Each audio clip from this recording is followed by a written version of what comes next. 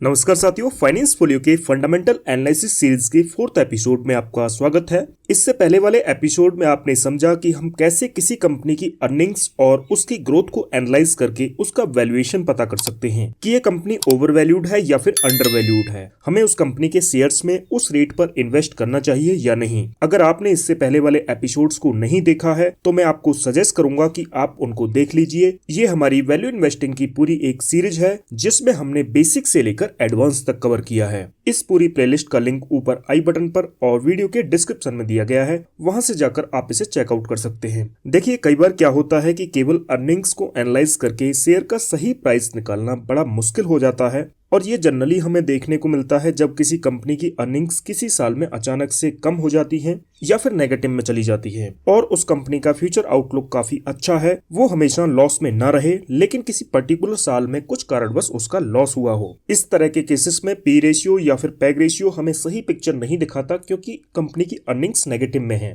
यही रोल आता है पीबी रेशियो यानी price to book value ratio का। आइए इसको आगे समझते हैं। प्राइस टू बुक वैल्यू समझने के लिए हमको सबसे पहले समझना होगा बुक वैल्यू को कि ये बुक वैल्यू क्या होती है। इसको हम ऐसे समझते हैं कि अगर हम किसी कंपनी के सारे असेट्स को बेच दें या फिर नीलाम कर दें और उसके ऊपर जितना भी कर्जा है यानी जितनी भी लायबिलिटीज हैं उसकी, अगर हम उनको पे कर दें तो जितना पैसा बचेगा वो उसकी बुक वैल्यू होगी। इसको हम उस कंपनी की नेटवर्थ भी बोल सकते हैं और कभी कभी नेट शेयर होल्डर इक्विटी भी बोलते हैं। यानी बुक वैल्यू किसी भी कंपनी के नेट एसेट्स की वैल्यू होती है बुक्स ऑफ अकाउंट्स के हिसाब से। यानी अगर फ्यूचर में कभी किसी कारणवश कंपनी बिकने लगी तो उसके सारे असेट्स को बेचकर और जितना उसके ऊपर कर्जा है यानी लायबिलिटीज हैं उनको पे करने के बाद जो पैसा बचेगा वही उस कंपनी की बुक वैल्यू है, यानी अकाउंट्स के हिसाब से वही उसके नेट असेट्स हैं। इसको अब हम एक एग्जांपल से समझते हैं। मैं एक एग्जांपल ले लेता हूं। एक ये कंपनी है एबीसी लिमिटेड।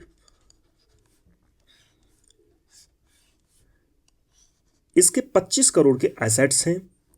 एसेट्स को मैं इधर लिख लेता हूं। ये इसके 25 करोड़ के एसेट्स हैं और इस पर 5 करोड़ की लायबिलिटीज हैं, यानी ये इस पर डेट हो सकता है। तो यहाँ 25 करोड़ में से 5 करोड़ डेट हुआ और 20 करोड़ इसकी शेयर होल्डर्स इक्विटी हुई।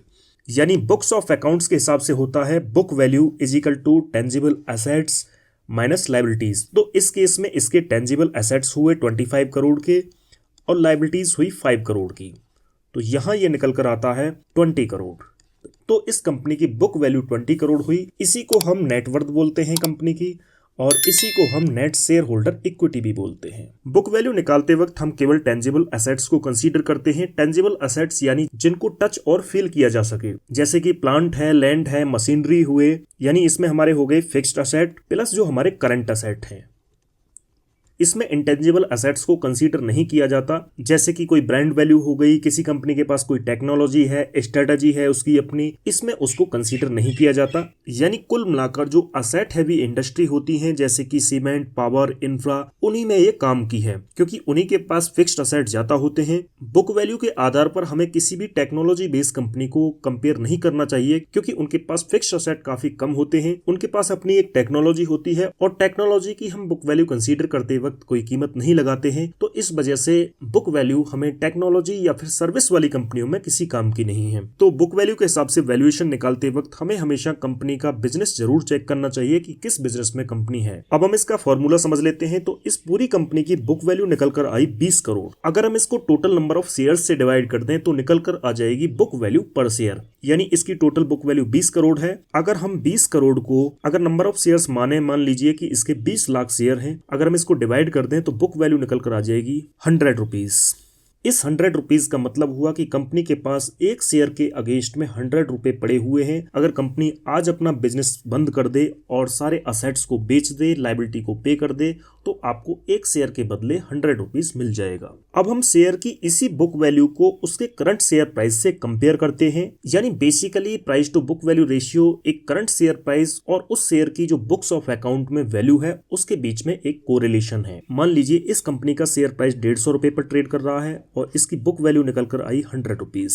तो इसका price to book value ratio क्या हुआ 1.5 का। यानी इस 150 रुपए के शेयर के अगेंस्ट में कंपनी के पास 100 रुपए के असेट्स पड़े हुए हैं। तो साथियों यहाँ आपको क्लियर हो गया होगा कि बुक वैल्यू जितनी कम होगी, मान लीजिए इस कंपनी का शेयर भी 100 रुपए पर ट्रेड कर रहा होता और इसका बुक वैल्यू पर शेयर भी 100 रुपए होता, यानी पीबी रेशियो 1 का होता तो वो और अच्छा होता। यानी 100 रुपए का शेयर है और 100 रुपए के ही असेट्स उस कंपनी के पास ऑलरेडी पड़े हुए हैं। तो यहाँ से आपको पता चल गया होगा कि बुक वैल्यू जितना कम हो उतना इसको बेहतर माना जाता है। हालांकि किसी कंपनी की अगर बुक वैल्यू ज्यादा कम है तो हमें उसको और गहनता से रिसर्च करना चाहिए, क्योंकि बहुत ही ज्यादा कम ऐसे केस होते हैं कि जिनकी बुक वैल्यू 1 से कम होती है। क्योंकि भाई जनरल सी बात है कि अगर किसी कंपनी के पास 100 रुपए के असेट्स पड़े हुए हैं तो उसका शेयर 80 रुपए पर तो ट्रेड नहीं करेगा, ऐसा थोड़ी ना हो सकता है। लेकिन कई केसेस में ऐसा होता है, उसको भी हम एक एग्जांपल से आगे समझेंगे। इसका एक फॉर्मूला और भी हो सकता है price to book value ratio निकालने का, कि हम टोटल मार्केट वैल्यू को उस कंपनी की टोटल बुक वैल्यू से डिवाइड कर दें।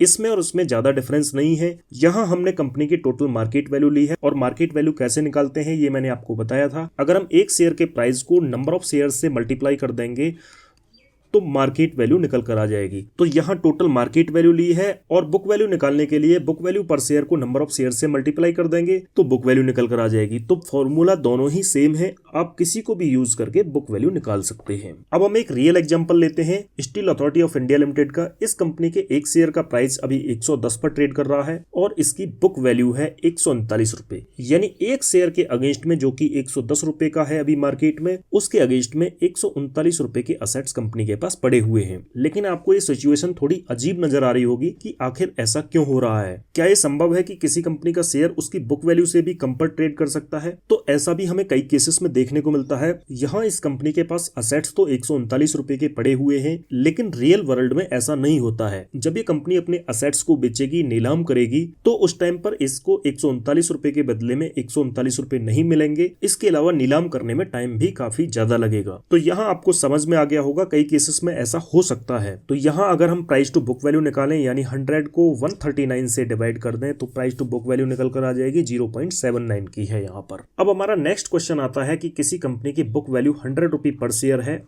फिर हम उस कंपनी का शेयर को 150 रुपए में या फिर उससे ज्यादा में क्यों खरीद रहे हैं, क्यों उसके लिए हम प्रीमियम पे करते हैं? तो उसके पीछे भी कई कारण हो सकते हैं। सबसे पहला कारण है कि उस कंपनी की फ्यूचर ग्रोथ काफी अच्छी हो सकती है, लेकिन यहाँ हमने पीवी रेशियो में ग्रोथ को तो कंसीडर नहीं किया। तो जिस कंपनी की फ्यूचर ग्रोथ अच्छी है उसको हो सकता है हम प्रीमियम पे करें। दूसरा, हमने यहाँ पर इंटेंजिबल असेट्स को कंसीडर नहीं किया। इंटेंजिबल असेट्स में क्या आता है कि ब्रांड हो गया, टेक्नोलॉजी हो गई, किसी कंपनी के पास कॉपीराइट्स हो सकते हैं, एम्प्लॉइज हो सकते हैं काफी अच्छे, लेकिन अकाउंटिंग के टर्म में एम्प्लॉइज को असेट्स माना ही नहीं जाता, उनको लायबिलिटीज माना जाता है। किसी कंपनी की लीडरशिप हो सकती है काफी अच्छी, उसके पास कुछ सीक्रेट स्ट्रेटेजीज भी हो सकती हैं, तो इन सबको हमने बुक वैल्यू में कंसीडर नहीं किया। इस कारण से हम स्टॉक्स को प्रीमियम पे करते हैं। अब हम देखते हैं कि कौन कौन सी इंडस्ट्री में पीवी रेशियो यूजफुल है। इसमें असेट हैवी इंडस्ट्रीज आ जाती हैं, जिनके असेट्स की वैल्यू है, ब्रांड और टेक्नोलॉजी ज्यादा मैटर नहीं करती है। इसमें ऑयल इंडस्ट्री हो गई, सीमेंट इंडस्ट्री हो गई, इंफ्रास्ट्रक्चर इंडस्ट्री हो गई, रियल एस्टेट।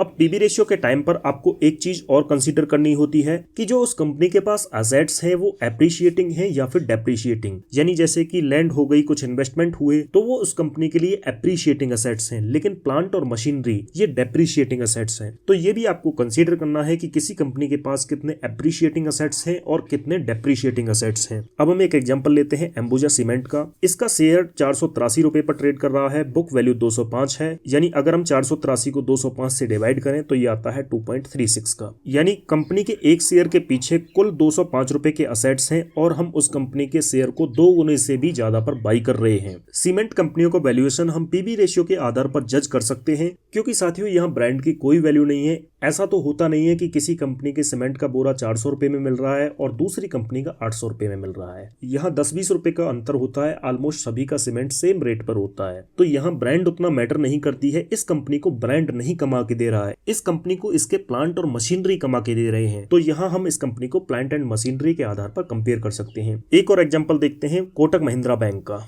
यहाँ इसका शेयर प्राइस 1953 पर ट्रेड कर रहा है और इसकी बुक वैल्यू है 654 की, यानी ये 3 के प्राइस टू बुक वैल्यू पर ट्रेड कर रहा है। बैंक के वैल्यूएशन के लिए प्राइस टू बुक वैल्यू काफी अच्छा रेशियो हो सकता है, क्योंकि बैंक के पास फाइनेंशियल एसेट्स होते हैं और फाइनेंशियल एसेट्स को हम पीबी रेशियो में कंसीडर करते हैं। इस प्रकार हम इस बैंक को अदर बैंक के साथ कंपेयर कर सकते हैं। यहाँ HDFC बैंक 2.82 के पीबी रेशियो पर ट्रेड कर रहा है, कोटक महिंद्रा बैंक का 3 के आसपास है, ICICI बैंक 3.38 का है। तो यहाँ कोटक महिंद्रा बैंक के साथ अगर हम HDFC बैंक को कंपेयर करें तो HDFC bank Kotak Mahindra bank की तुलना में फेयरली वैल्यूड है। वहीं अगर हम ICICI को देखें तो ये हमें कोटक महिंद्रा बैंक से ज्यादा पर ट्रेड करता हुआ नजर आ रहा है। अब हमारा नेक्स्ट पॉइंट है कि पीबी रेशियो कहाँ कहाँ यूजफुल नहीं है। तो इसको हम टेक्नोलॉजी कंपनियों में यूज नहीं कर सकते, सर्विस इंडस्ट्रीज में यूज नहीं कर सकते, जैसे कि सॉफ्टवेयर कंपनीज हो गई, कंसल्टिंग कंपनीज हो गई। इनका जनरली हाई पीबी रेशियो हमें देखने को मिलता है, क्योंकि इनके पास असेट्स काफी कम है, तो इनकी बुक वैल्यू कम हो जाती है, जिस कारण इनका पीबी रेशियो बहुत ज्यादा हाई होता है। यहाँ एक एग्जांपल है आपके सामने TCS का। अभी इसका शेयर लगभग 3800 पर ट्रेड कर रहा है और इसकी बुक वैल्यू केवल 281 रुपए की है। यानी आपको ये कैसा लग रहा होगा कि आप किसी शेयर को 3800 रुपए में बाई कर रहे हैं और उस शेयर के अगेंस्ट में केवल 281 रुपए के ही असेट्स हैं कंपनी के पास, यानी लगभग 13.5 के प्राइस टू बुक वैल्यू पर ये ट्रेड कर रहा है। यही हमें टेक्नोलॉजी, ब्रांड और सर्विस रिलेटेड इंडस्ट्रीज में देखने को मिलता है।